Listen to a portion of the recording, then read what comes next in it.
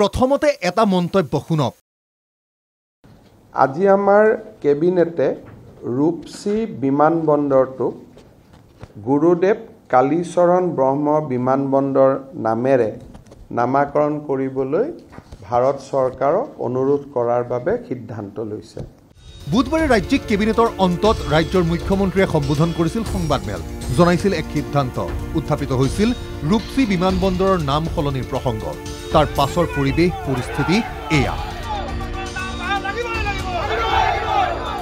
ক্ষোভত ফাটি পৰিছে কোচ ৰাজবংশী জনগোষ্ঠীয় দল সংগঠন। জনগোষ্ঠীয় আবেগ জড়িত বিমানবন্দৰটোৰ নাম সলনিক লৈ নাৰাজ।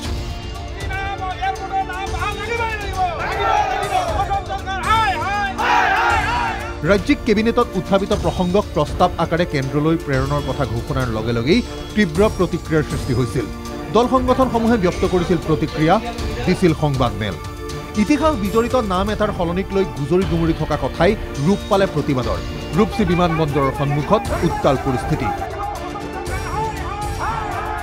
এয়া আজিৰ দিনটোৰ পৰিৱেশ। প্ৰতিবাদকাৰীৰ প্ৰশ্ন মুখ্যমন্ত্ৰীলৈ, ইতিহাস নাজানে নেকি? গোৱালপাৰা আক্ৰাছো আৰু বিভিন্ন দল সংগঠন ধিক্কাৰ জনাইছোঁ আপোনালোকৰ জৰিয়তে যে অসম চৰকাৰৰ মাননীয় খোদ মুখ্যমন্ত্ৰী ডাঙৰীয়াই নাজানে নেকি যে আমাৰ কোচৰাজবংশী বৃহত্তৰ জনগোষ্ঠীৰ কোচ ৰজাৰ এই জমিদাৰৰ এই পত্নীৰ নামত এই জমি আজি এই ৰূপসী যে নাম হৈছে, এইটো আমাৰ ৰাজবংশৰ পৰিয়ালৰ এজন সুন্দৰী ঘৈণীয়েকৰ নামে নামাঙ্কিত কৰা হৈছিল। কিন্তু আজি এই ৰূপসী নামটো তৎকালীনভাৱে অসম চৰকাৰে কেনেকৈ কেবিনেটৰ সিদ্ধান্ত ল'লে এই নামটোৰ ব্যতিৰিকে বেলেগ এটা নাম, আমি বেলেগ এটা নামক আমি বেয়া ধৰণে আমি হেৰি কৰা নাই। আমাৰ কথাটো হৈছে যে অসমৰ মুখ্যমন্ত্ৰী ডাঙৰীয়াই ইতিহাস সম্বন্ধে নাজানে নেকি যে ৰূপসী বিমানবন্দৰ জেগাটো কাৰ জমি আছিল? ৰাজ্যৰ শাসনৰ গাদীত থকা শৰ্মা চৰকাৰলৈ অভিযোগৰ আঙুলি দল সংগঠনৰ। দিছে সকিয়নি, এনে কাম যাতে দুনাই নকৰে।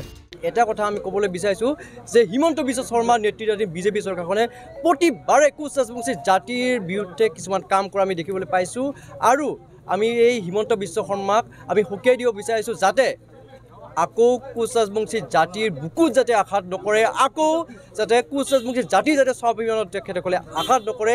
ইয়াৰ কাৰণে হিমন্ত বিশ্ব শৰ্মাৰ লগতে বিজেপি চৰকাৰখনক আমি তীব্ৰ ভাষাৰে সকীয়াই দিছোঁ। কেবিনেটত সিদ্ধান্ত লোৱা হৈছিল ৰূপসীৰ সলনি গুৰুদেৱ কালীচৰণ ব্ৰহ্ম নামলৈ ৰূপান্তৰৰ প্ৰস্তাৱ দিয়া হ'ব।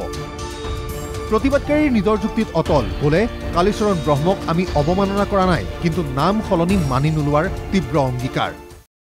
তেখেতক আমি অৱমাননা কৰা নাই, তেখেতে এজন গুৰু হয় বড়ো সমাজৰ, আমি তেখেতক শ্ৰদ্ধা কৰোঁ। কিন্তু তাৰ অৰ্থটো এইটো নহয় যে ইয়াত ৰূপসী নামৰ আমাৰ কোচৰাজবংশী জনগোষ্ঠীৰ ৰজাৰ ঘৰীয়াৰ এজন পত্নীৰ নামত নামাঙ্কিত কৰা হৈছে। এই নামটো কাটি কোনোবা এজন গুৰুজনৰ নাম দিব, এইটো আমি অভিযুক্ত গোৱালপাৰা আক্ৰাছো আৰু বিভিন্ন কোচৰাজবংশী জনগোষ্ঠীয় সংগঠন আমি কেতিয়াও এইটো মানি নলওঁ আৰু মানি নলওঁ। চৰকাৰলৈ আৰ্জি কোনো কাৰণতে সলনি নকৰিব নাম, কিন্তু যদিহে ইয়াৰ বিপৰীতে হয় কথাবোৰ, তেন্তে অনাগত 7 দিনৰ ভিতৰত তীব্ৰ গণতান্ত্ৰিক আন্দোলন গঢ়ি তোলাৰ হুংকাৰ। ইয়াত কথা হ'ল যে আজি আমি সিদ্ধান্ত লৈছোঁ অত্ৰ অঞ্চলৰ বিভিন্ন জনগোষ্ঠীয় আমাৰ ৰাইজ আৰু নেতৃবৃন্দৰ লগত আলোচনা বিলোচনা কৰি আজি এখন কোঅৰ্ডিনেশ্যন কমিটি হ'ব। আৰু এই কমিটিখন নাম মাত্ৰই নহ'ব, এই কমিটিখন ৰূপসী নামটো যেতিয়ালৈকে বাহাল নাথাকিব এই কমিটিখন একযোগিত কৰা হ'ব আৰু অসম চৰকাৰ তথা ভাৰত চৰকাৰৰ বিৰুদ্ধে আমি গণ আন্দোলন তৈৰি কৰিম অতি শীঘ্ৰে, উইদিন 7 ডেজৰ ভিতৰত। বৰ্তমান প্ৰায় 9টা মাহে বন্ধ হৈ আছে নামনিৰ একমাত্ৰ বিমানবন্দৰ ৰূপসী বিমানবন্দৰৰ চলাচল। নাম সলনিত ব্যস্ত অসম চৰকাৰে পুনৰ বিমান চলাচলৰ প্ৰাসংগিকতাক উলাই কৰিছে বুলিও অভিযোগ উঠিছে। মুখ্যমন্ত্ৰীয়ে নাম সলনিৰ ক্ষেত্ৰত ব্যক্ত কৰিছিল আন এক চৰ্তও। কিন্তু ভাৰত চৰকাৰৰ নিয়ম মতে অকল কেবিনেটে সিদ্ধান্ত ল'লেই নহ'ব, বিধানসভায়ো সিদ্ধান্ত ল'ব লাগিব। তাৰ পৰিপ্ৰেক্ষিতত আগন্তুক বিধানসভাত এই বিষয়ে প্ৰস্তাৱ এটা উত্থাপন কৰা হ'ব।